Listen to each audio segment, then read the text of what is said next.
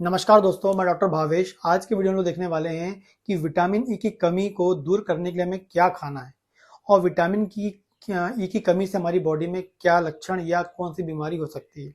आपको बता दें कि जो विटामिन ई है, ये वसा में घुलनशील विटामिन होता है। जो वसा में घुलनशील विटामिन होता है, जिसको बॉडी के अंदर जाने के लिए वसा की आवश्यकता होती है और बॉडी में जाने के बाद भी ये वसा में घुलनशील रहता है और इजीली हमारी बॉडी में एंटर कर जाता है और बॉडी के अंदर कोशिकाओं में भी एंटर कर जाता है। जो विटामिन ई है, ये हमारी बॉडी में खासकर पुरुषों और महिलाओं की बात करें, दोनों के लिए बहुत अधिक जरूरी होता है। क्योंकि सबसे पहले हम महिलाओं की बात करेंगे। महिलाओं में ये सबसे ज्यादा जरूरी होता है। उनके बॉडी में जो ओवरी होती हैं, जहां से अंडाणु बनते हैं, ठीक है, बच्चेदानी में जो ओवरी होती हैं, उनके लिए बहुत अधिक लाभदायक होता है। या हम ये बोल सकते हैं कि उनके जो बच्चेदानी की जो भी अंग हैं, उन बच्चेदानी के अंग को प्रॉपर काम करने के लिए वहां पर विटामिन ई की आवश्यकता होती है। विटामिन ई अच्छा होगा तो उनके हार्मोन्स जो होते हैं नॉर्मल रहेंगे। विटामिन ई अच्छा होगा तो अच्छा ओवम बनेगा, मतलब अच्छा अंडाणु बनेगा। विटामिन ई अच्छा होगा तो हर महीने आपको मंथली ब्लीडिंग प्रॉपर आएगी। विटामिन ई अच्छा होगा तो जो पीसीओडी की किसी को प्रॉब्लम है, वो बिल्कुल ठीक रहेगी। ठीक है, विटामिन ई की कमी से भी पीसीओडी की प्रॉब्लम हो सकती है। तो विटामिन ई को लेवल को मैनेज करेंगे तो आपकी ओवरी के फंक्शन को भी मैनेज कर पाएंगे। यदि किसी को बच्चा हो, मतलब कंसीविंग में, प्रेगनेंसी में यदि प्रॉब्लम हो रही है, प्रेगनेंसी नहीं हो पा रही है, उनको मालूम चल रहा है कि उनकी जो ओवरी अच्छा काम नहीं कर रही है या ओवरी काम कर रही है लेकिन उसमें से अंडाणु अच्छे नहीं बन पा रहे हैं, तो उनको विटामिन ई की आवश्यकता है। विटामिन ई यदि प्रॉपर होगा तो आपके अंडाणु अच्छे बनेंगे, ओवम अच्छे बनेंगे, क्योंकि उनके अंडाणु और ओवम को बनाने के लिए वहां पर भरपूर मात्रा में विटामिन ई चाहिए होता है। तो इस प्रकार से महिलाओं के लिए ये चाहिए होता है। इसके अलावा बात करते हैं पुरुषों में।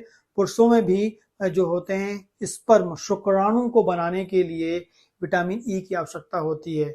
जो पुरुषों में जो टेस्टिकल्स होते हैं, जहां पर स्पर्म या शुक्राणु बनते हैं, उनको बनाने के लिए जो अंग होता है, उसके कार्य को मैनेज करने के लिए, हेल्दी रखने के लिए वहां विटामिन ई की आवश्यकता होती है।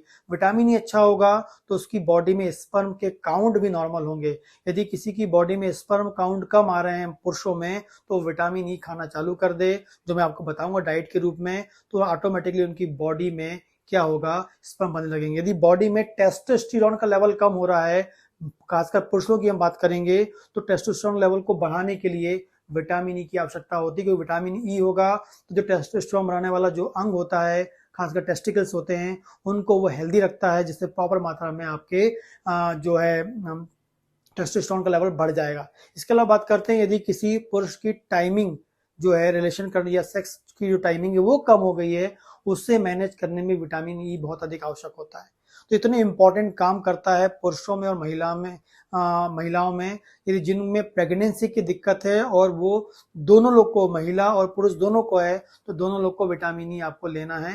वो किस फॉर्म में लेना मैं भी आपको बताता हूँ। इसके अलावा विटामिन ई जो होता है हमारे शरीर में स्किन के नीचे कोलेजन को बनाने के लिए होता है।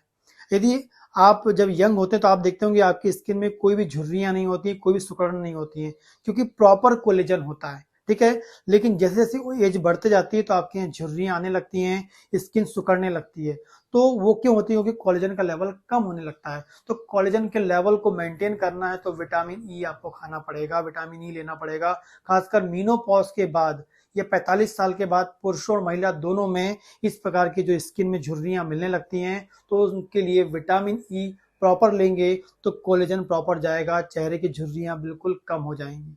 तो चेहरे में ग्लो लेना चाहते हैं, कई लोग विटामिन ई की टैबलेट्स लगा लेते हैं, उससे कोई मतलब नहीं होता है जब तक आप विटामिन ई अंदर से नहीं लेंगे। क्योंकि अंदर कोलेजन बनाना है, क्योंकि स्किन के नीचे कोलेजन को बनाना है, ना कि स्किन के ऊपर, तो आपको अंदर से विटामिन ई खाना पड़ेगा। तो स्किन के लिए भी विटामिन ई बहुत अधिक आवश्यक होता है। ठीक है, या हम बात करें बालों के लिए विटामिन ई बहुत अधिक आवश्यक होता है। लेकिन पहले हमने बात की जो पुरुषों महिलाओं में जो शुक्राणु और अंडाणु बनाने के लिए, दूसरी हमने बात करी किस चीज के लिए, खासकर स्किन के लिए, कोलेजन बनाने के लिए। ये मुख्य कार्य हमारी बॉडी विटामिन ई करता है। तो विटामिन ई लेना कैसे? विटामिन ई आपको लेने के लिए सबसे अच्छा उपाय है कि आपको अंकुरित गेहूं के दाने खाने। अंकुरित गेहूं के दाने में प्रचुर मात्रा में, सबसे अधिक मात्रा में आपको क्या मिलेगा? विटामिन ई मिलेगा। अंकुरित यदि आप चना खाते हैं, अंकुरित यदि आप मूंग खाते हैं, अंकुरित यदि आप क्या खाते हैं? मूंगफली के दाने खाते हैं, इन चारों को यदि रोजाना आप स्प्राउट के रूप में खाना चालू कर देते हैं, लेकिन अंकुरण होना चाहिए, थोड़ा बहुत इतना अंकुरण निकलना चाहिए, तभी विटामिन ई बनेगा। अंकुरित होंगे तभी विटामिन आपको उस अनाज से मिलेगा। तो रोजाना 2 चम्मच गेहूं, ठीक है, 10 से 20 मूंगफली के दाने, 2 चम्मच आपको चने और 2 चम्मच आपको या 1 चम्मच आप मूंग ले सकते हैं। इन सब को अंकुरित करके रोजाना खाते हैं तो आपको प्रचुर मात्रा में विटामिन ई मिलेगा, जो आपकी प्रेगनेंसी में भी हेल्प करेगा, कंसीविंग में हेल्प करेगा, स्पर्म काउंट को बढ़ाने में हेल्प करेगा, ठीक है, चेहरे में ग्लो लाने में हेल्प करेगा, जो झुर्रियां आ गई उन्हें खत्म करने में हेल्प करेगा। तो इस प्रकार से अभी ये रोजाना यदि आप करते हैं, डेली रूटीन लाइफ में करते हैं, तो आपकी बॉडी में विटामिन ई की कमी कभी नहीं होगी, ठीक है। तो यदि आप इसको रेगुलर फॉलो करेंगे तो आप हेल्दी बने रहेंगे। यदि आपको मेरा वीडियो पसंद आता है, प्लीज लाइक करें, कमेंट करें, इस प्रकार की वीडियो के लिए चैनल को सब्सक्राइब करें। नमस्कार दोस्तों।